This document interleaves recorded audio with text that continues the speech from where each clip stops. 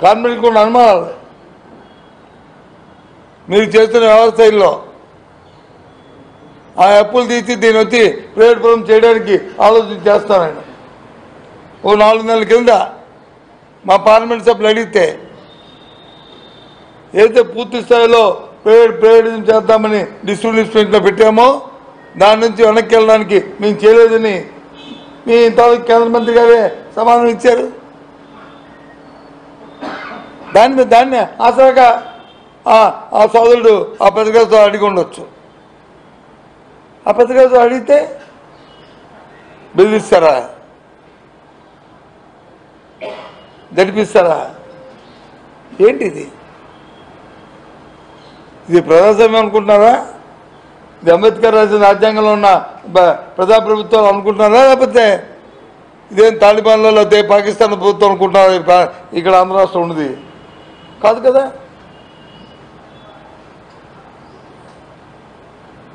ఇది చాలా శోచనీయం.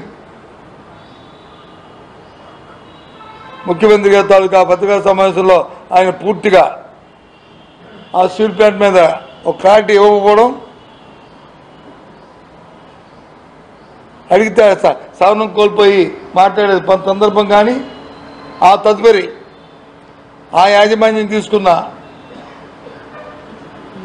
చర్యలు కానీ తీవ్రంగా ఖండిస్తున్నాం, మా ఆక్షేపం తెలియజేస్తున్నాం.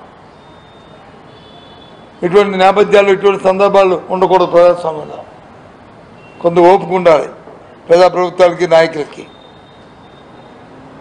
ఏం మాట్లాడుతున్నారో అర్థం అవుతుంది. ఈయన పుట్టిన తర్వాత ఏమైనా వ్యవస్థ వచ్చిందా? వ్యవస్థ వచ్చిన తర్వాత చంద్రబాబు నాయుడు గారు కానీ మేము కానీ మీరు కానీ అందరూ వచ్చారు. వ్యవస్థ నుంచి పుట్టించలేదు. అది గుర్తుంచుకోవాలి. వ్యవస్థను కాపాడుకోవాలి. ఎక్కడ చూసినా చట్టాన్ని చేతిలో తీసుకొని వ్యవస్థను చేతిలో తీసుకొని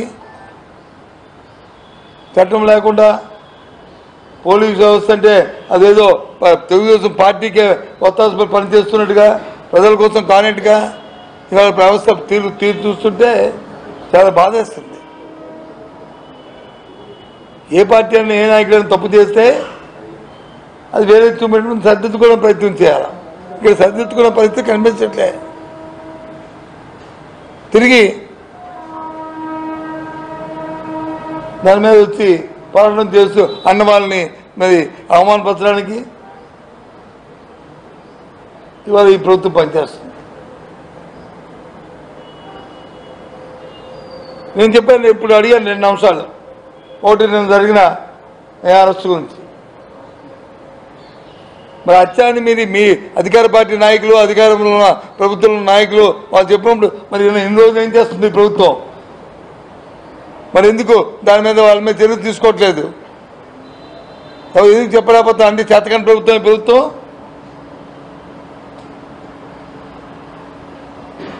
మీ ప్రభుత్వానికి లేదా?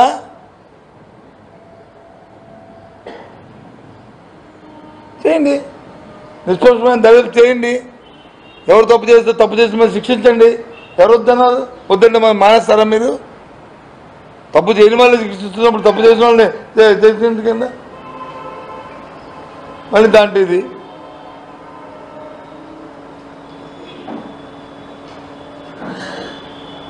అందుకోసం ఇవాళ మీ ద్వారా ఈ 2 విషయాల్ని ప్రజలకు తెలియపరచాలని, ఈ ప్రభుత్వం చేస్తున్న ఇలాంటి దుర్మార్గమైన ఆలోచనతో చేస్తున్న కార్యక్రమానికి నేను ఖండించాలనే ఉద్దేశంతోనే ఈ రోజుని ఈ పత్రికా సమావేశం పెట్టాం.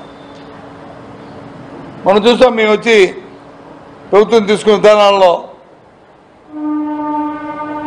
ఏదైతే ప్రైవేట్ కళాశాలను వచ్చి ప్రభుత్వ కళాశాలను, వైద్య కళాశాలని ప్రైవేట్ పరం చేద్దామని ఆలోచన చేశారో,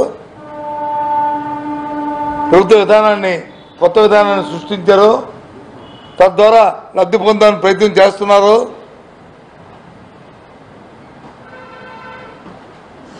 ప్రజా ఆరోగ్యాన్ని వచ్చి గాలికి వదిలేస్తున్నారు.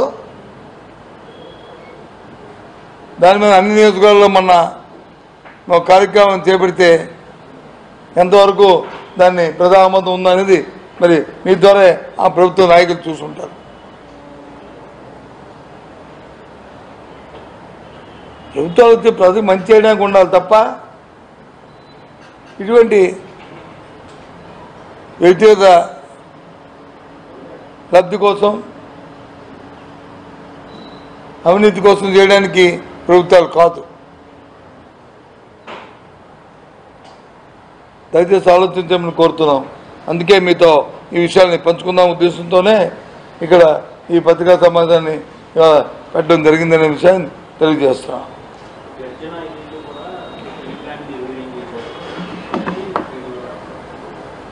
గత 5 సంవత్సరాల్లో కూడా స్టీల్ ప్లాంట్ నిర్వహించేసాం. మేము చేసాం. స్టీల్ ప్లాంట్లో ఉన్న ఎవరైతే స్టీల్ ప్లాంట్ యాజమాన్యం ఉందో గత 5 సంవత్సరాల నుంచి కేంద్రంలో ఏ ప్రభుత్వం ఉందండి? ఎన్డీఏ ప్రభుత్వం కదా. గత 15 సంవత్సరాలుగా ఈ దేశంలో ఎన్డీఏ ప్రభుత్వం పరిపాలిస్తుంది. స్టీల్ ప్లాంట్ తాలూకా యాజమాన్యం, స్టీల్ ప్లాంట్ తాలూకా ఇది ఎవరు కంట్రోల్లో ఉన్నారండి? రాష్ట్ర ప్రభుత్వ కంట్రోల్లో ఉందా? ముఖ్యమంత్రి చేస్తాడు. ముఖ్యమంత్రి ఫెసిలిటేట్ చేస్తాడు. దానికి కావాల్సిన నీరు కానీ, దానికి కావాల్సిన కరెంటుని కానీ, ఏదైనా లా అండ్ ఆర్డర్ ఇష్యూస్ వస్తే లా అండ్ ఆర్డర్ ఇష్యూలు కానీ వాటిని ముఖ్యమంత్రి చేస్తాడు. రాష్ట్ర ప్రభుత్వాలు చేస్తాయి. ఓవరాల్ చేస్తారు. ఏం చేస్తారు? అది ఎందుకు వస్తుంది? మూలం కనుక్కోవాలి కదా మనం. మూలం ఎందుకు వస్తుందో కనుక్కోవాలి కదా. ఎందుకు లాస్ వస్తుందో అనుకో. మరి అదే కదా నవరత్నాల్లో ఓ రత్నం కింద వచ్చింది కదా. అదే లాభాల్లో ఉన్న ప్లాంట్ ఎందుకు తగ్గింది? రా మెటీరియల్ తాలూకా కాస్ట్ పెరిగిపోతే ప్రైవేట్ వాళ్ళకి వచ్చిన దానికంటే క్యాపిటల్ ఉన్న ఆ ప్లాంట్ల కంటే పక్కన కొనుక్కునే ప్లాంట్లకి వచ్చిన కాస్ట్ పెరిగితే ఆటోమేటిక్గా అది ప్రొడక్షన్ కాస్ట్ మీద అదంతా ఇంపాక్ట్ అవుతుంది. సింపుల్ లాజిక్ అది.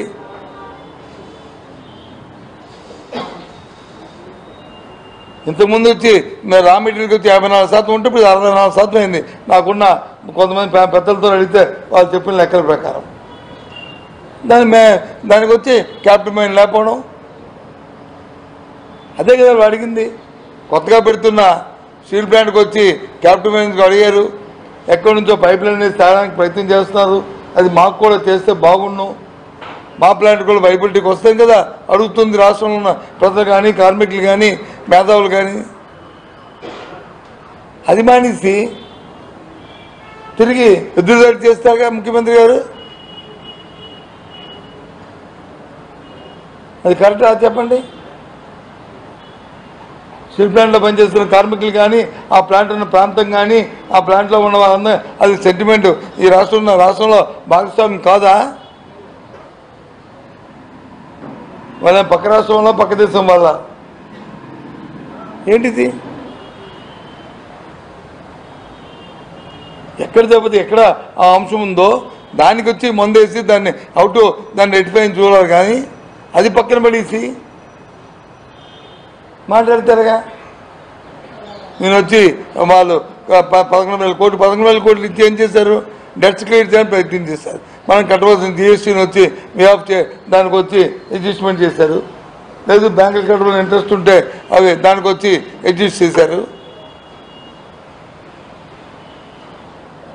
రాష్ట్ర ప్రభుత్వాన్ని వచ్చి రిక్వెస్ట్ చేస్తే మీరు మనకు కట్టవలసిన విద్యుత్ ఛార్జీని వచ్చి మనం వచ్చి ఈక్విటీ కింద మనం మార్చుకున్నాం.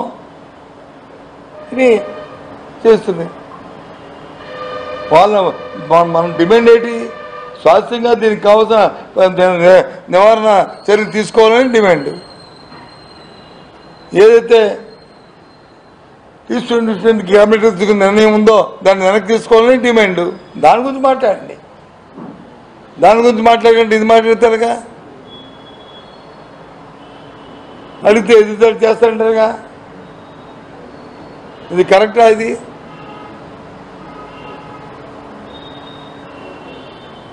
లేదు. ఈ విషయం తెలిసింది ఇలా అతని మేము ఒత్తిడి తీసుకొచ్చి అందుకే సతీష్ వచ్చి ఆత్మహత్య చేసుకున్నాడు అని మాకు అనుమానాలు ఉన్నాయి అని అంటే అరెస్ట్ చేస్తావా? ఇదా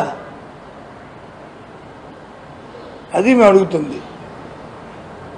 ఇంకా సతీష్ మీద ఒత్తిడి తెచ్చి ఆత్మహత్య చేస్తున్నారు. కానీ టీడీపీ వాళ్ళు ఒకవేళ ఒత్తిడి తెస్తే ఆయన అసలు విచారణకు ఎందుకు వస్తారు? విచారణ కాదు కదా, ముందు రోజు విచారణ వెళ్ళాడు. అతను సిఐడికి సిటీ అధికారులకి కన్ఫెషన్ స్టేట్మెంట్ ఇవ్వడానికి వెళ్ళారు. కాబట్టే మాజీ టీడీపీ చైర్మన్ బొమ్మన కరుణాకర్ రెడ్డి, సుబ్బారెడ్డి ఇద్దరు కలిసి ప్లాన్ వేసి చంపేశారు అనేది టీడీపీ చేసిన ఆరోపణ. నేను ఒక మాట మీతో నేను డిబేట్కి ఇక్కడ డిస్కస్ చేయట్లేదు. మీతో నేను ఈ అంశం మీద నేను డిబేట్ చేయట్లేదు. తప్పు చేశాడు మీకున్న ఆరోపణ